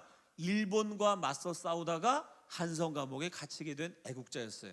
그 한성 감옥에서 이준 열사가 원래 이준 검사입니다. 우리 민족 최초의 현대적인 검사, 법률가이신 이준 열사가 이승만을 만나 이승만의 전도를 받아서 기독교인이 됩니다. 그 다음 장면이요. 우리 교육자들 대상으로 우리 역사에 큰 영향력을 끼친 위대한 인물을 제일 많이 길러낸 조선 최고의 교육자가 누구냐? 설문조사에 보면 지금도 1등 되시는 분이 조선의 거인 이상제. 조선의 거인이라는 별명을 누가 붙여줬냐면 미국 사람들이 붙여줬어요. 이 조선 사람 아직 가난하고 못 배우고 문맹자가 많지만 이상제는 우리 미국에서도 찾아보기 힘든 거인이다. 또 조선의 거인이라는 별명을 누가 붙였냐면 조선 총독부, 일본 사람이 붙여줬어요. 이 쪼센찡들 미개하지만 이상제는 우리 대일본 제국의 지도자들 못지않은 위대한 실력자고 인격자다. 미국과 일본이 인정한 이상제, 조선의 기성세대, 어른세대 가운데 최고의 천재예요. 조선의 권력자, 실력자, 최고의 선비, 유교, 유학자였어요. 그 당시 49세. 기성세대 최고의 인물 이상제와 조선의 청년세대 가운데 최고의 천재는 이승만이었습니다. 조선 청년 가운데 실제로 제일 유명했어요. 당시 24세. 나라가 망하는 비극적인 시기다 보니까 기성세대 최고의 천재와 젊은 세대 최고의 천재가 하필이면 감옥에서 만났어요. 24살 젊은 이승만이 49세 어른이었던 이상제를 전도합니다. 이상제가 예수를 믿고 감옥에서 나와서요, 동료 양반 마님들을 열심히 전도했어요. 근데 유교에 쩌든 양반들이 기독교를 거절해요. 예수를 믿어야 이 나라가 희망이 있는데 양반 기성세대가 예수를 다 거절하니 어떻게 해야 되지? 이상제 선생이 고민하면서 기도하다가 응답을 받습니다. 기성세대가 예수를 모르면 젊은 세대라도 예수를 알아야 민족의 살 길이 열린다. 청년이 살아야 민족이 산다 라는 소망을 가지고요, 그 당시 49세면 지금으로 치면 70살 아주 높은 어르신, 이 대감마님이요, 양반은 비가 와도 뛰지 않는 사람이잖아요. 양반은 풀을 먹고도 나무를 먹고도 이빨을 쑤시는 이상한 취미가 있으신 분들이죠. 그 체면에 목숨 거는 양반인데 이분이요, 젊은이들 전도하기 위해서 체면을 버려요. 그 당시 14살 15살 손잡벌 되는 청년, 지금은 중고등학생인데 그때 청년이라고 그랬어요. 14살 15살 되는 청년들 전도하려고 청년들이랑 같이 카드 놀이를 하고요, 제기차기를 하고요, 49세에 야구를 해요. 그 당시 양반이 배트를 휘두르고 막 뛰어가고 슬라이딩을 하고 있을 수 없는 일입니다. 야구를 하고 서양 댄스를 춰가면서 청년들 눈높이에 맞춰서 젊은이들의 친구가 되어서 전도를 합니다. 이상제 선생이 청년을 전도하기 위해서 세운 단체. 그 다음 장면이요. 그게 황성기독청년회, 오늘날의 YMCA가 되죠. 이 YMCA를 기반으로 해서 이상재 선생이 수많은 애국 인재들을 길러내요. 이상재가 길러낸 제자들이 중심이 돼서 독립운동의 거사를 일으킵니다. 그 다음 장면이요. 그게 바로 유명한 3.1운동이에요. 여러분 여기까지만 봐도 이승만이 감옥에서 예수 믿고 전도한 사건이 우리 역사를 얼마나 많이 바꿨는지 감이 잡히시죠. 그때 전도받은 이준 열사가 나가서 해금일사 사건을 일으켰고요. 그때 이승만을 통해 예수 믿게 된 이상재 선생이 나가서 수많은 인재를 길러냈고요. 그 이상재 선생이 배후 조종자가 되고 이상재의 제자들이 주축이 돼서 일어난 독립운동이 3.1운동이에요. 자, 이준, 이상재 이뿐만이 아닙니다. 그 다음 장면이요. 상해 임시정부 김구 주석이 유명한데 김구 선생보다 먼저 주석이었던, 상해 임시정부를 끝까지 지켰던 김구 선생의 선배 이동영, 상해 임시정부 최고 지도자 서고 이동영 선생이 역시 한성 감옥에서 이승만의 전도를 받은 기독교인이었어요. 그 다음 장면이요. 여러분 국사책에 이거 나오지 않나요? 물산 장려운동 들어보셨죠?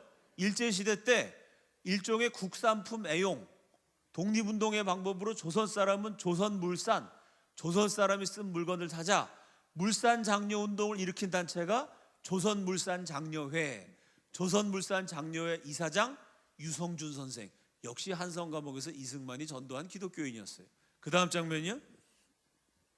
제국신문 발행인 언론인으로서 끝까지 일본과 싸웠던 이종일 선생, 3.1운동 민족대표 33인 가운데 한 분. 이 사진은 3.1운동 때 감옥에 갇혔던 사진입니다. 역시 이종일 선생도 이승만이 전도한 기독교인이었어요. 그 다음 장면이요.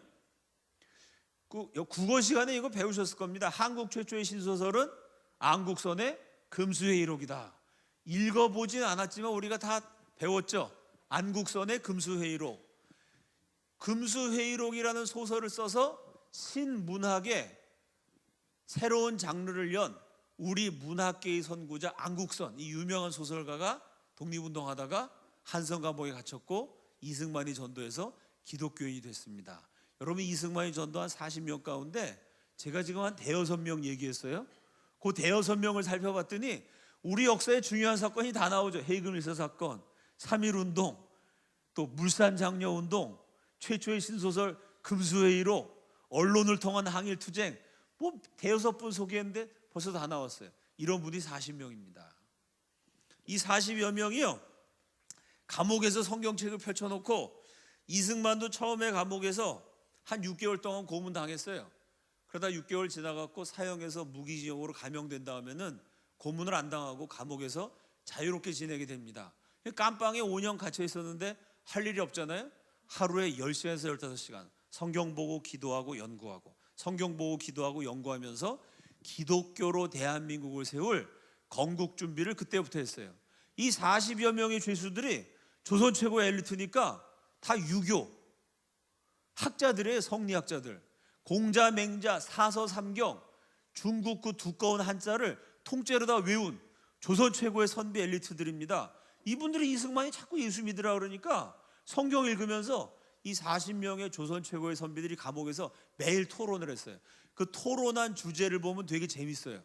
하루 종일 토론한 주제가 뭐냐? 이사야와 맹자 이런 거로 토론해요. 맹자가 뭐냐면, 맹자라는 사람 이름도 있지만 유교 경전 가운데 맹자라는 무지하게 어려운 책이 있습니다. 그 맹자라는 책과 구약 성경의 이사야서를 비교하면서 하루 종일 토론하는 거예요. 맹자는 이런 말이 나오는데 이사야서는 이렇게 나온다. 도대체 뭐가 맞는 거냐? 하루 종일 토론한 결론, 이사야가 한 수 위다. 그 다음 날은 예레미야와 순자 뭐 이래갖고 동양 고전인 순자라는 책이랑 예레미야서를 비교해놓고 토론하는 거예요.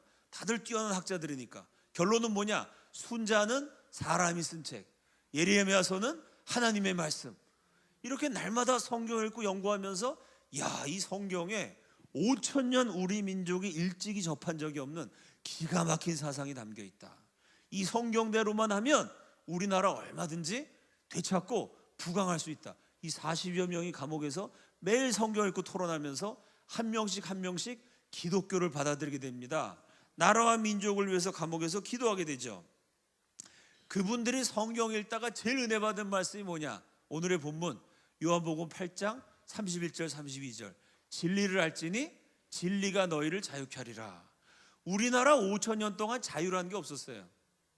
왕이 명령하면 백성들은 그냥 따라가야 됩니다. 양반한테 자유가 있었죠. 상놈은 양반이 하라는 대로 해야 돼요. 자유가 없었기 때문에 이 나라가 망했구나. 성경을 봤더니 하나님은 자유케 하신 하나님이에요. 주의 영은 자유한 영입니다. 주의 영이 있는 곳에는 자유함이 있어요. 갈라디아서의 말씀에 그리스도께서 너희를 자유케 하셨으니 그러므로 굳세게 서서 다시는 종의 멍에를 매지 말라. 야, 성경을 보면서 하나님은 진리로 우리를 자유케 해주시는데, 우리 조선 사람들이 진리를 모르고 우상 숭배하다가 자유를 뺏기는 왕의 노예가 되고 양반의 노예가 되고 귀신의 노예가 돼갖고 비참하게 살았구나. 하나님 믿는 자유인이 되면 우리가 나라를 되찾을 수 있다. 이 말씀의 은혜를 받아갖고요, 그분들이 서로 남긴 대화한 기록이 있어요. 우리들 생각에는 기독교가 자유의 종교라는 점은 의심의 여지가 없었다. 성경은 진리를 가르치고 있으며 그리고 진리가 너희를 자유롭게 하리라고 믿었다. 감옥에 갇혀 있었던 사람들 모두가 우리 국민들의 갱생을 위해 기독교를 전파하는데 일생을 바치겠다고 결의했다. 진리가 너희를 자유케 하리라. 이 말씀이 너무 좋아서 감옥에 있었던 40명 우리 민족 최고 지도자들이요, 그 말씀을 조금 바꿔서 서로 화답했어요. 진리가 조선을 자유케 하리라. 진리이신 예수 그리스도가 5,000년 이어 내려온 지긋지긋한 가난에서 조선을 자유케 하리라. 진리이신 예수님이 나라가 멸망해 버리는 식민지의 비극에서 조선을 자유케 하리라. 예수만 믿으면 가난으로부터의 자유, 멸망으로부터의 자유, 약소국의 서글픈 운명으로부터의 자유, 제일 중요한 거는 지옥 갈 수밖에 없는 영원한 형벌로부터의 자유, 예수 믿으면 자유하게 된다. 이걸 감옥에서 받아들입니다. 그리고 40명이 서원했어요. 하나님, 기적이 일어나서 내가 죽지 않고 살아서 감옥문을 나서게 되면 내 일생을 바쳐 우리 민족에게 기독교를 전파하겠습니다. 40명이 기도했는데 2명이 감옥에서 처형당해요. 38명이 기적적으로 살아납니다. 이 38명이 조선 팔도로, 일본, 상해, 연해주, 하와이, 시베리아 전 세계 독립운동 본거지로 흩어져요. 이 38명이 중심이 돼서 두 가지 일을 합니다. 첫째, 가는 곳마다 교회를 세워요. 둘째, 가는 데마다 독립운동을 해요. 이게 특이한 점입니다. 그냥 독립운동한 게 아니고요, 교회 세우면서 독립운동했어요. 성경 공부하면서 독립운동했어요. 기도해야 하면서 독립운동했어요. 왜? 예수를 믿어야 제대로 된 나라가 세워진다고 믿었기 때문이죠. 그래서 이승만의 전도를 받은 한성 감옥의 40명, 그 40명이 독립운동의 지도자가 되어서 길러낸 제자들, 그분들이 다 기독교로 독립운동을 하다가 마침내 1945년 해방이 되고 나라를 세울 기회가 주어졌을 때 독립운동의 지도자였던 한성 감옥 출신의 40명과 그분들이 길러낸 수많은 기독교 지도자들이 기독교 신앙을 건국 이념으로 해서 대한민국을 건국하게 된 것입니다. 지금 나라가 굉장히 어려워요. 제가 청소년 집회 가갖고요, 중학교 1학년, 2학년 학생들 쫙 몇백 명 모인 자리에서 지금 우리나라가 발전하고 있다고 생각하는 사람 손 들어보세요. 그럼 중학교 1학년, 2학년 학생들이 뭐 나라가 어떻게 돌아갔는지 모를 것 같은데도요, 아무도 손 드는 사람이 없어요. 지금 정치, 경제, 사회, 문화, 교육 모든 면에서 우리나라가 위기라고 생각하는 사람 손 들어보세요. 몇백 명이 손을 다 들어요. 이제는 똑똑한 초등학생들도 우리나라가 어렵다는 것 정도는 압니다. 대한민국 역사는 간단해요. 동서남북 사방팔방 둘러봐도 되는 게 없던 나라입니다. 평균 수명 32세면, 여러분, 평균 수명이 32세라면 그거 얼마나 참 나라 같지도 않은 나라고 비참한 나라입니까? 그 뭐 평균 수명 32세인 나라에서 뭐가 되겠습니까? 되는 게 없었던 나라인데요, 동서남북 사방팔방 둘러봐도 되는 일이 없으니까 우리 선조들이 하늘을 쳐다보고 하나님만 바라보고 열심히 기도했습니다. 그랬더니 하나님이 도와주셔 갖고요, 사람의 힘으로 안 되는 게 다 됐어요.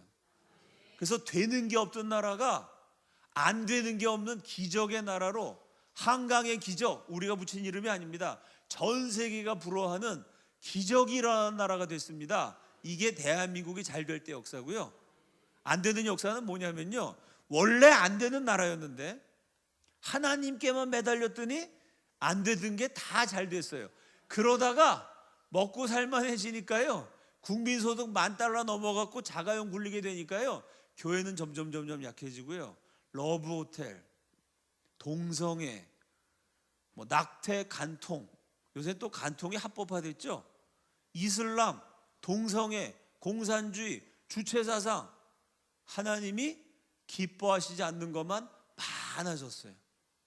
그러니까 원래 안 되던 나라인데 하나님께 매달렸더니 하나님이 도와주셔서 잘 되다가, 하나님이 싫어하시는 짓만 골라서 했더니 원래대로 안 되는 원점으로 돌아가고 있는 과정입니다. 원래 우리는 안 됐던 나라였어요. 하나님께 매달려서 잘 됐어요. 그 하나님을 놨더니 요즘 유치원 때부터 동성애를 가르쳐갖고요, 동성애 가르치는 데 쓰는 돈이 30조가 넘어요.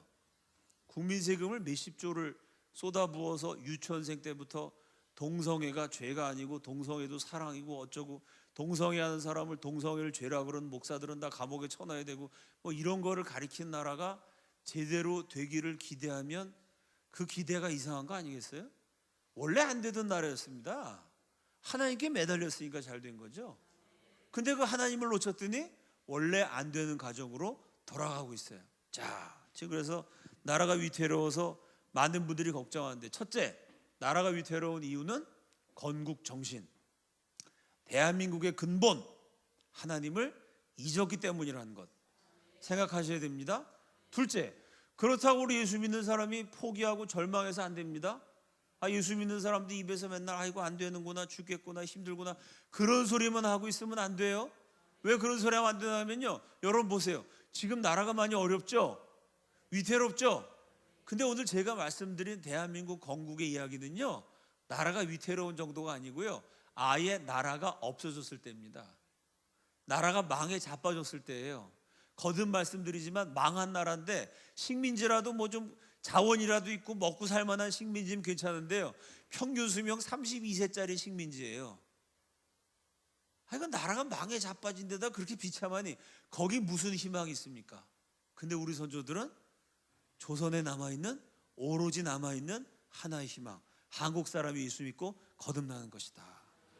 나라가 위태로운 정도가 아니고 아예 나라가 망에 자빠져서 없어졌을 때도요, 하나님 믿는 그리스도인들은 희망을 포기하지 않았어요.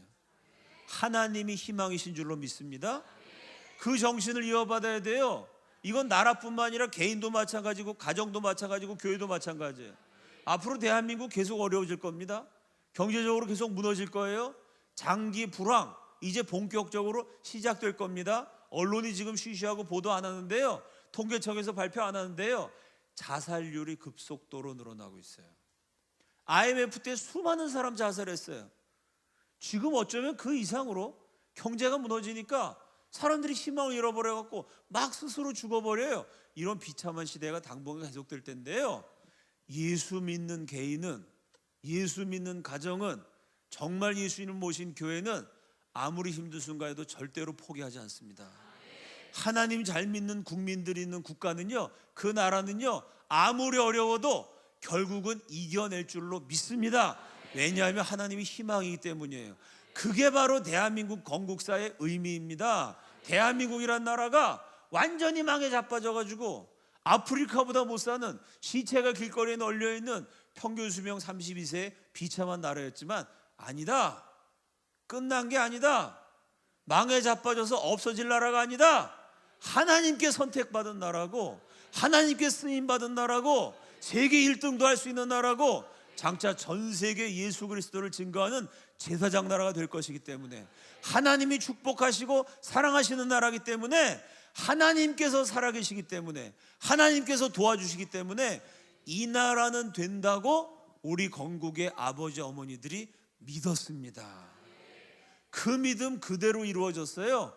우리가 그 역사를 기억한다면, 아니 나라가 망해 자빠졌을 때도 희망을 외쳤고 그 희망과 믿음과 기도가 응답됐다면요, 지금 뭐 나라가 조금 위태롭다고, 경제가 좀 어렵다고, 여러 가지가 어수선하다고 예수 믿는 사람들이요, 청년들이 뭐 취직하기 어렵다고, 시집장가 가는데 돈 많이 들고 뭐 마음에 드는 사람이면 뭐가 잘 안 된다고, 뭐 스펙이 좀 딸린다고, 좋은 대학 못 갔다고, 그 정도 가지고 하나님의 자녀들이요 절망하고 한숨 쉬고 탄식하고 포기하면 안 됩니다.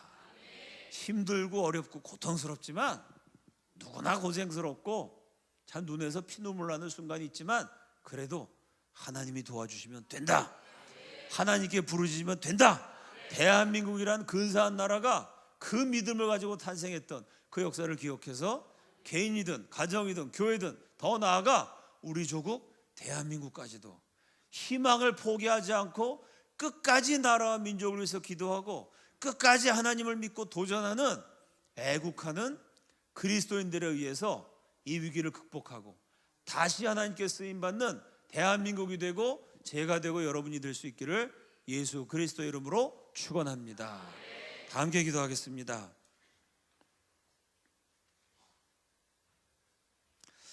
이 시간 나라와 민족을 위해서 함께 기도하겠습니다.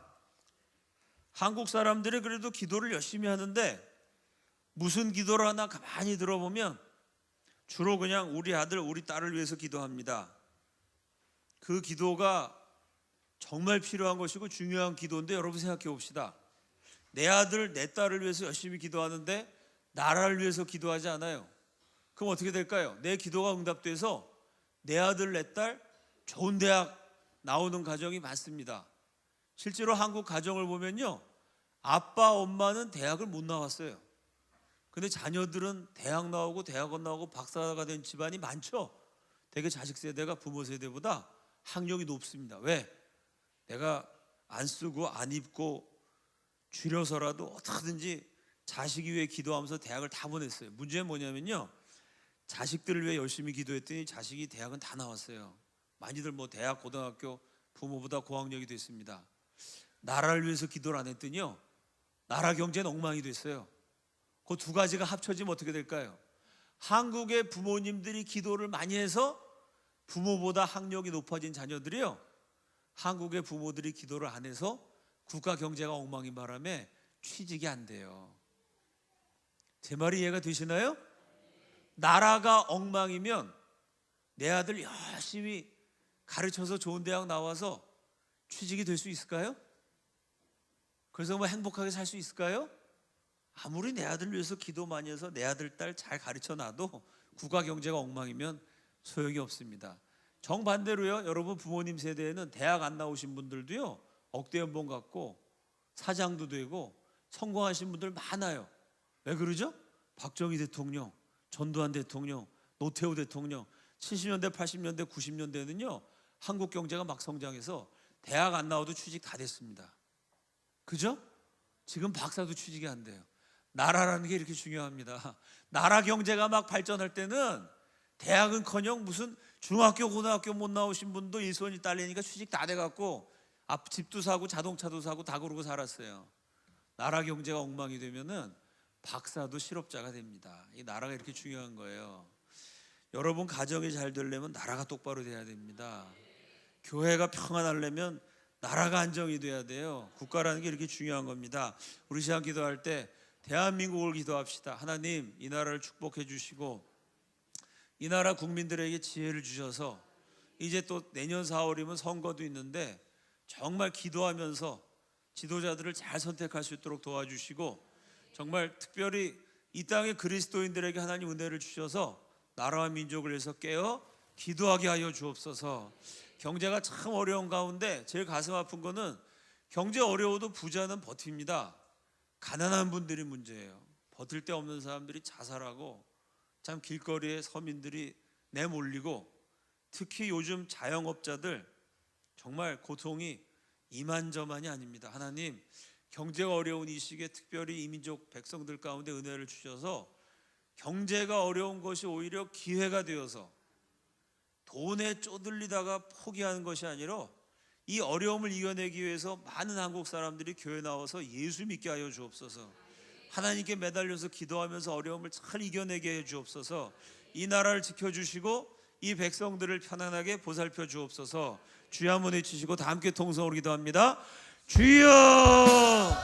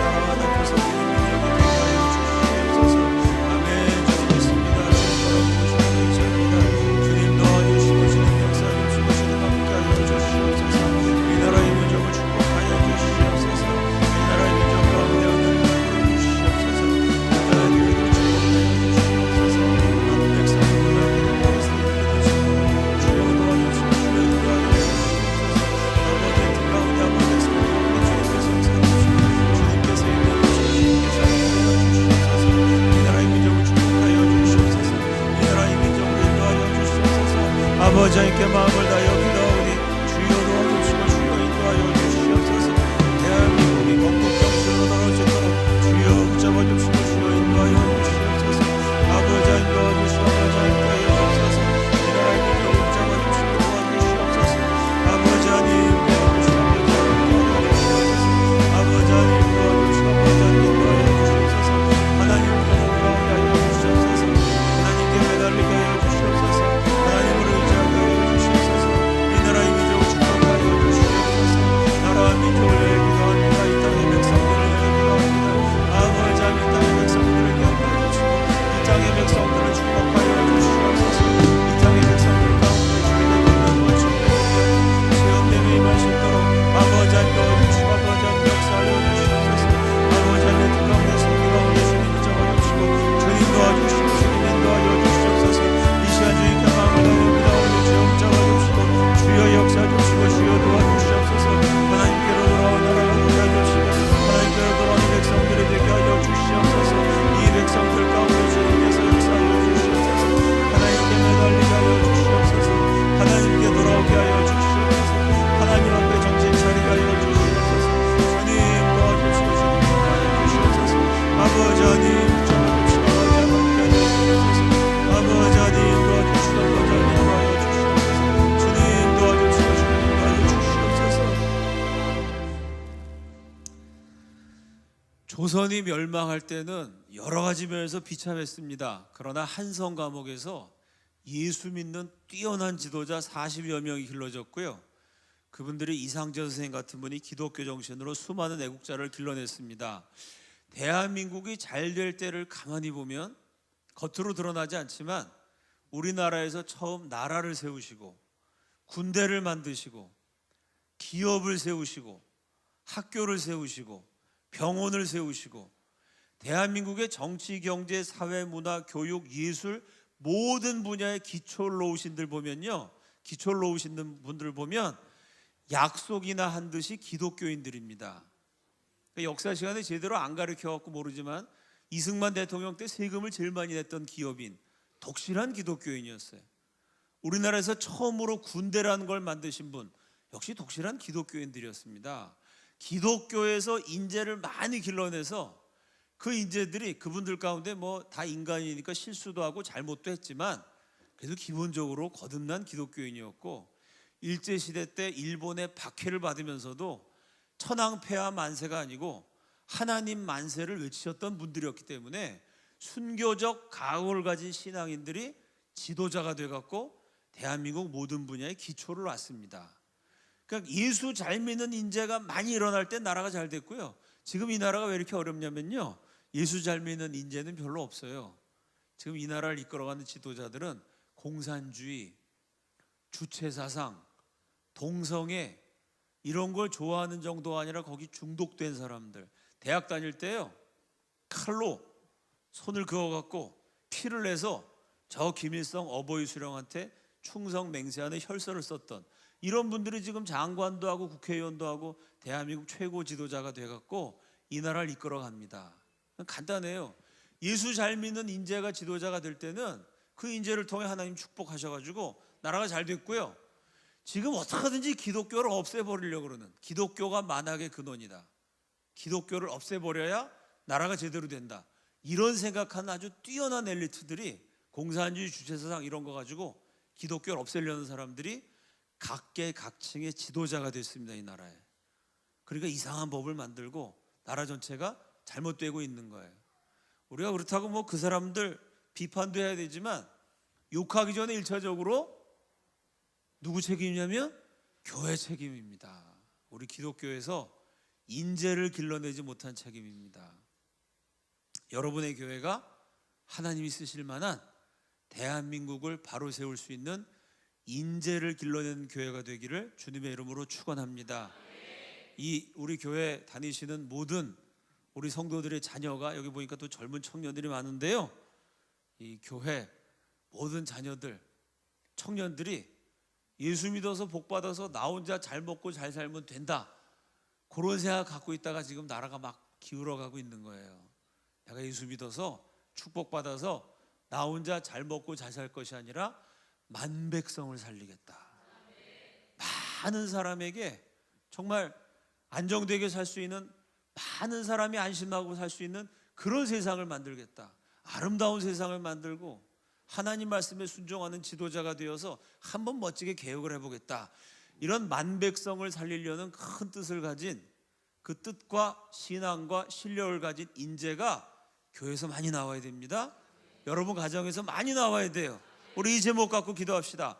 한국교회를 위해서 기도할 때 한국교회가 건물을 짓는 것도 중요하고 교회 행사하는 것도 중요하지만, 더 중요한 거, 예수 잘 믿는 요셉과 같은 인재, 다윗과 같은 지도자, 하나님이 쓰시는 사무엘과 같은 영적인 리더, 정말 하나님이 쓰실 만한 인재를 길러내는 일이 무엇보다 중요합니다. 비틀거리는 대한민국을 바로잡을 인재가 바로 우리 교회에서, 우리 교회 청년들 가운데, 우리 교회 자녀들 가운데 불꽃처럼 일어나게 하여 주시옵소서. 공산주의자들이 길러낸 인재들 때문에 나라가 망하고 있는데, 과거 역사를 기억하면서 교회에서 길러낸 인재들이 대한민국을 융성케 했던 그 역사가 다시 한번 재현될 수 있도록 여러분의 교회를 위해서, 그리고 한국교회를 위해서 예수 잘 믿는 인재들이 일어나게 하여 주시옵소서. 여러분 자녀를 위해서 기도할 때도 우리 자녀가 혼자서 잘 먹고 잘 사는 것이 아니고, 뭐 높은 자리에 올라갈 수도 있고 낮은 자리에 올라갈 수도 있고 돈을 많이 벌 수도 있고 적게 벌 수도 있고, 그건 뭐 사람 뜻대로 되는 거 아니고 모르는 것이지만, 그러나 어떤 자리에 있든지 돈을 얼마를 벌든지 나라를 사랑하고 주변 이웃들에게 도움이 되고 만백성을 편안하게 만들겠다는 그런 기독교 정신, 이타주의를 가지고 하나님께 쓰임받는 인재가 되도록 축복하여 주시옵소서. 주여 한번 외치고 다 함께 통성으로 기도합니다. 주여!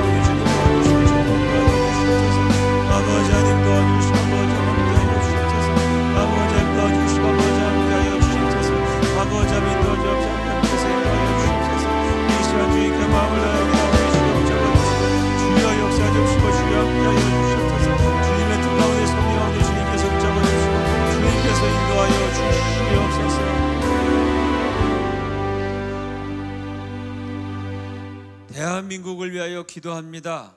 여러 가지로 힘들고 어려운 시간이 오히려 우리 국민들에게 하나님께 돌아올 수 있는 기회가 되게 하여 주시옵소서.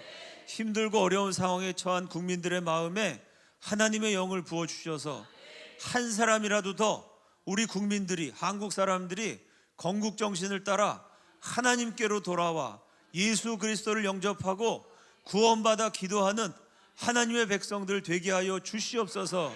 대한민국이 그 근본으로 건국 정신으로 돌아와 하나님께 매달리고 하나님을 의지하고 하나님을 찾는 나라가 되게 하여 주시옵소서.